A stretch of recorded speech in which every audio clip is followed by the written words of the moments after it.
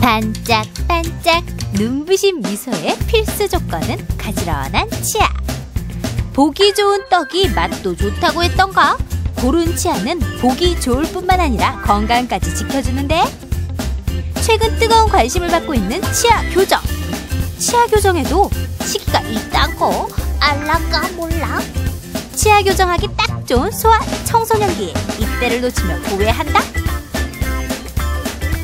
건강 A to Z, 오늘의 주제는 우리 아이 미소, 치아 교정으로 지킨다. 그리고 도움 말씀을 주실 365 닥터스.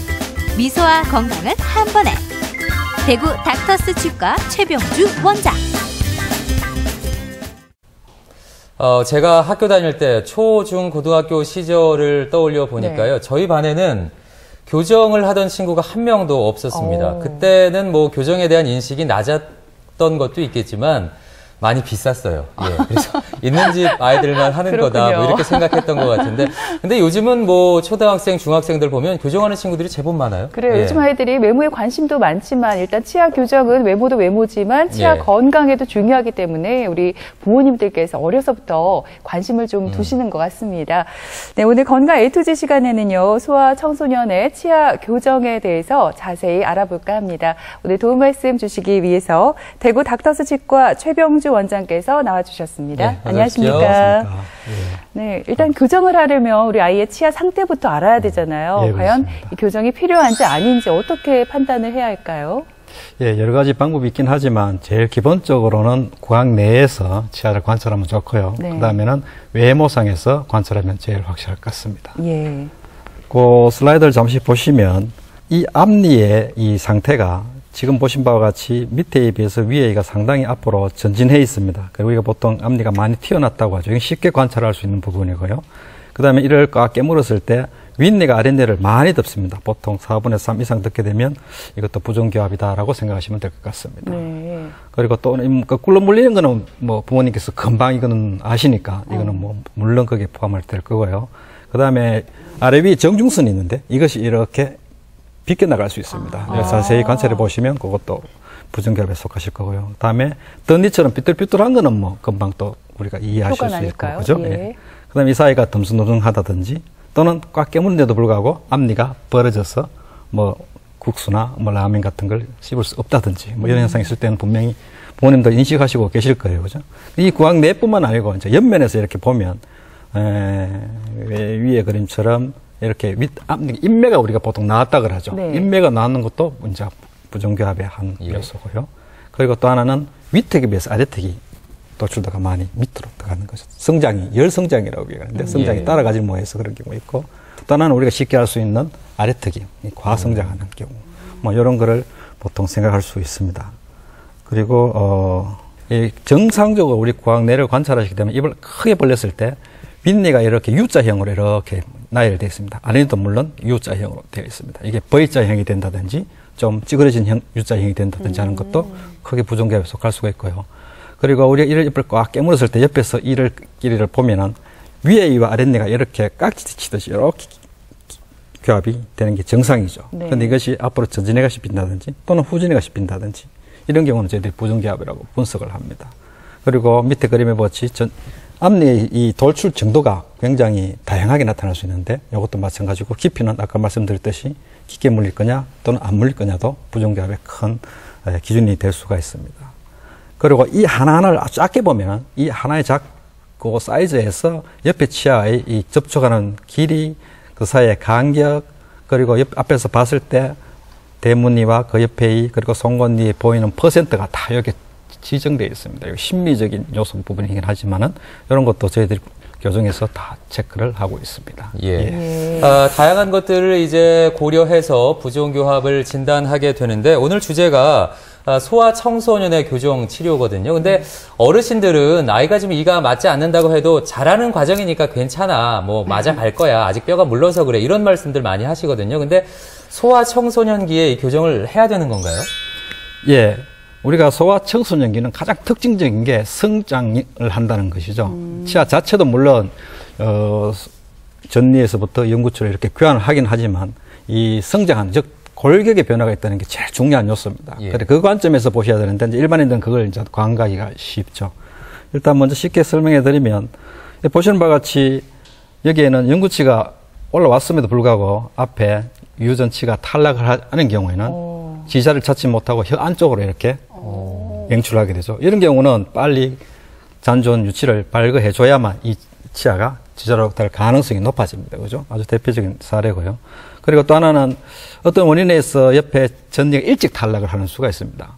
옆 앞에는 이미 영구치가 나왔는데 너무 일찍 탈락했기 때문에 그 좌우에 있는 영구치들이 그 이가 해당 이가 올라오기 전에 벌써 자리 이동을 해서 공간을 차지하게 되면 올라와야 될 치아가 다른 쪽으로 또 맹출하게 되겠죠. 이런 부분도 있고요. 다음 세 번째는 치아가 맹출하는데 여기 보시는 바와 같이 앞니가 서로 엇갈려서 이렇게 깨물리는 수가 있습니다. 이건 이 자체의 문제도 물론 있지만 이거로 인해서 앞골 성장에 영향을 줍니다. 이게 걸리기 때문에 위턱이나 아래턱이 성장하는데 크게 장애를 받겠죠. 이건 빨리 해소를 시켜주는 게 제일 좋고요. 그 다음에는 보시는 바와 같이 어금니 쪽에도 이렇게 반대로 깨물리고 있습니다. 어금니도 위에 어금니가 밑에 어금니 덮어야 되는데 거꾸로 반대로 꺾이고 있습니다. 이런 경우도 상악이, 위턱이 이렇게 옆으로 성장하는데 크게 지장을 받을 수가 있습니다. 그 다음에는 아까 말씀드렸다시피 이 골격 자체에 대한 문제는 이 소아청소년 시기가 아니면 우리가 치료를 할 수가 있는 기회가 거의 없다고 보시면 되죠. 그래서 이 시기는 성장 발육을 이용해서 치료하는 경우가 굉장히 많습니다. 그래서 그림에서 보는 것 같이 우리가 여기 턱을 성장을 조화롭게 할 수 있는 여러 가지 장치물을 이렇게 적용할 수가 있습니다. 이때가 유일하죠. 그죠? 그리고 또 하나는 어린애들이 나쁜 이 습관에서 가장 대표적인 예가 손가락 빨기인데요. 자꾸만 이게 시간적으로 오랫동안 지속되다 보면 치아의 맹출 정도가 패턴이 달라집니다. 이것이 부종교합을 야기할 수가 있겠죠. 그래서 저희들이 이런 구강 내 이런 장치물을 사용한다거나 또는 뭐 간단하게 손가락에 이런 젖을 내서 이런 나쁜 습관을 수정하기도 합니다. 네, 그렇군요. 네, 그럼 지금부터 오해와 진실을 통해서 소아청소년의 교정 치료에 대해서 좀 더 자세히 알아보도록 하겠습니다.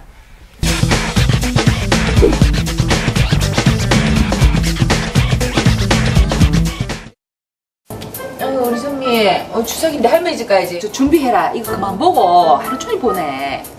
할머니 집 안 가? 뭐 안 가려고 하는데? 할머니 집 가면 사촌 장원이가 내 입 삐뚤삐뚤하다고 못생겼다고 놀린단 말이야.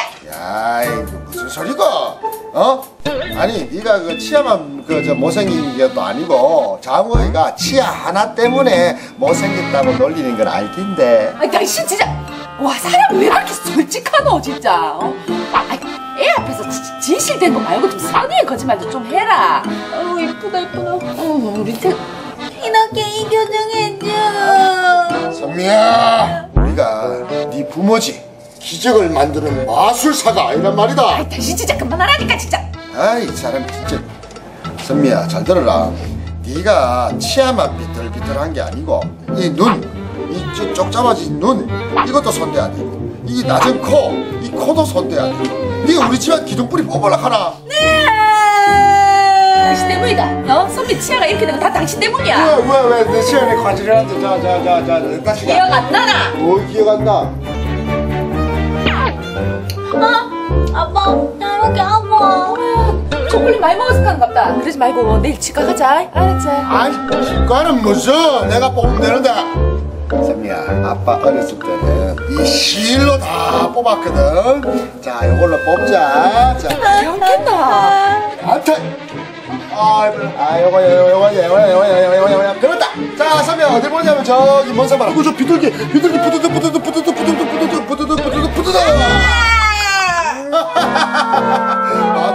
맞지?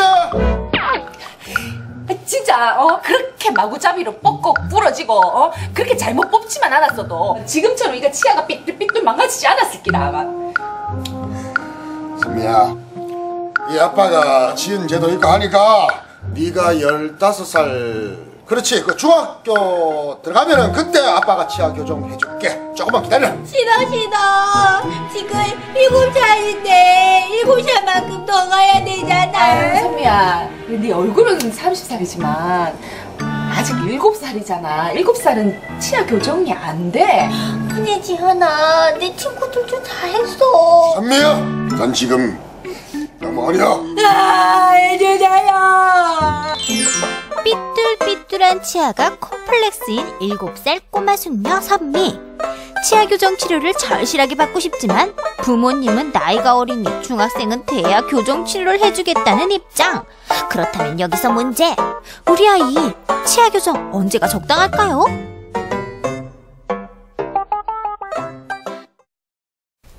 오해와 진실 첫 번째 질문은 꽁트로 꾸며봤습니다. 네. 7살 어린이 선미가 교정 치료를 받겠다고 하는데 뭘 알기는 할까요? 예.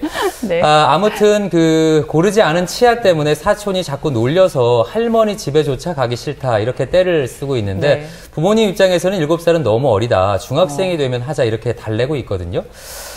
우리 아이들의 치아 교정 언제쯤이 적당할까요? 이거 7살쯤 괜찮을까요? 두 분은 어떻게 생각하세요? 제가 먼저 이야기할게요. 네. 이번 문제는 원장님 말씀만 잘 들어도 쉽게 맞힐 수가 있습니다. 네. 치아 교정 빠르면 빠를수록 좋습니다. 선미 씨가 7살이었잖아요. 네. 왜냐하면 치아가 7살한테 선미 씨라 그러니까 이상하네요.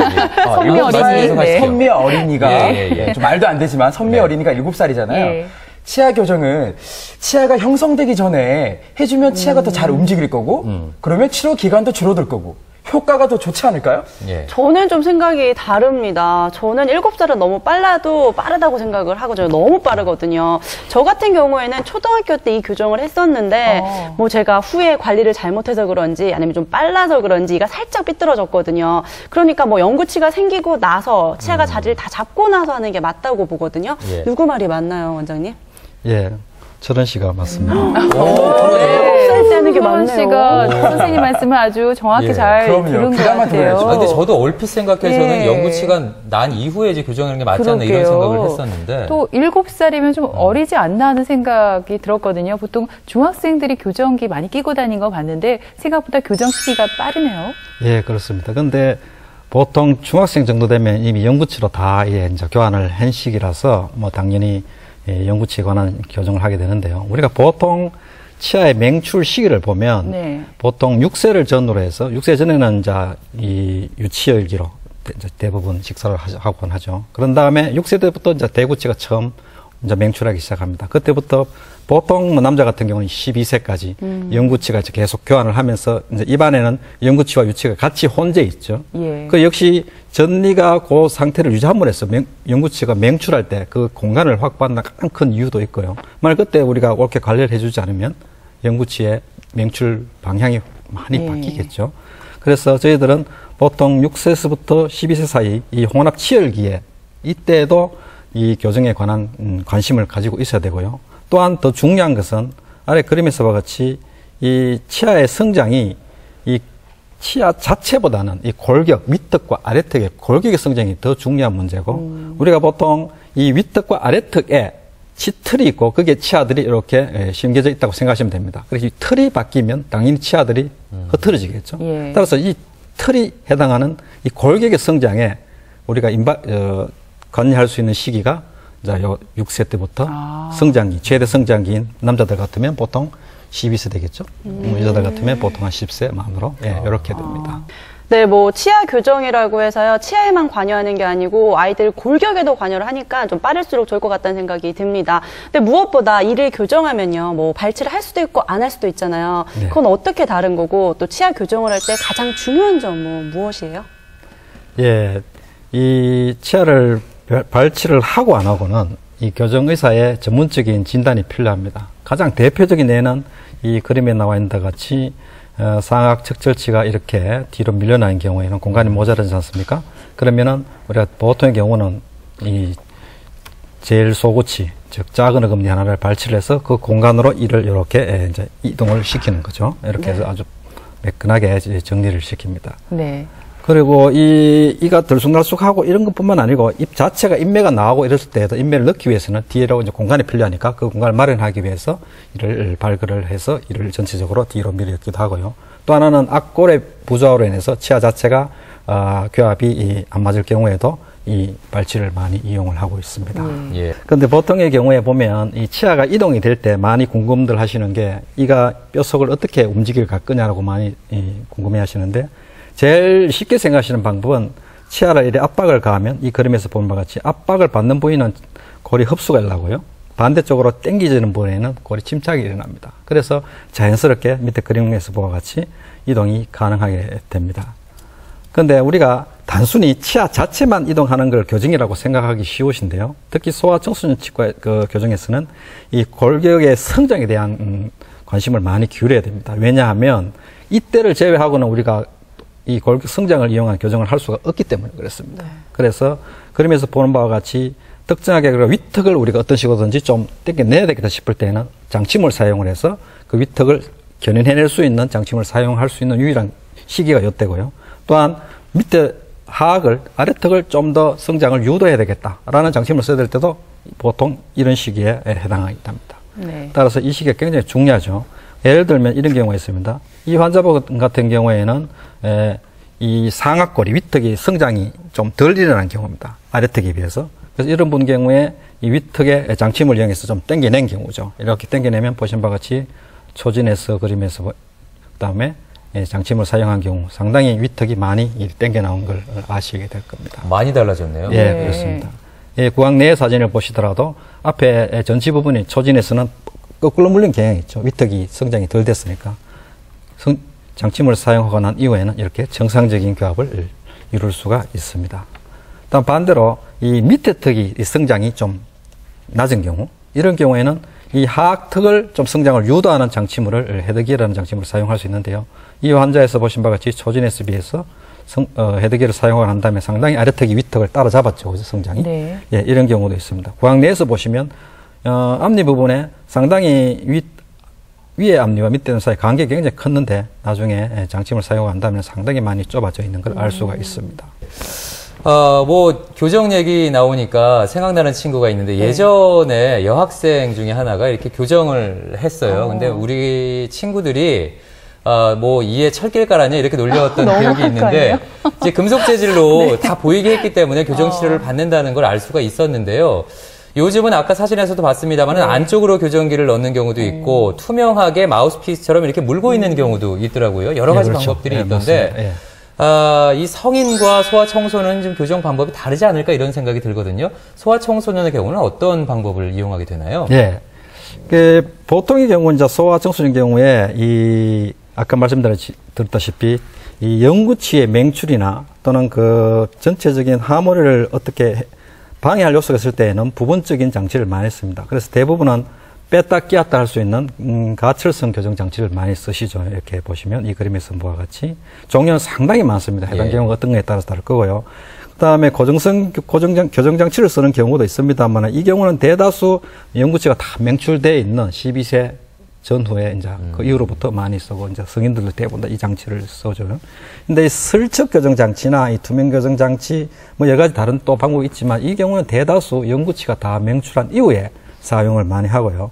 구강 외에 쓰는 장치물은 주로 밤에만 쓰는 장치물이고 낮 동안은 아무래도 어린이들이 활동을 해야 되니까 예, 아무래도 좀 장착하기가 불편하고 해서 낮 동안 쓰는 것인데 왼쪽에 이런 경우는 이 위턱이 성장이 속도가 떨어졌을 때 이걸 좀 견인해내는 장치입니다. 이거는 상당히 효과적이고 보통 6개월 이내에 상당히 많은 양이 견인될 수 있고요.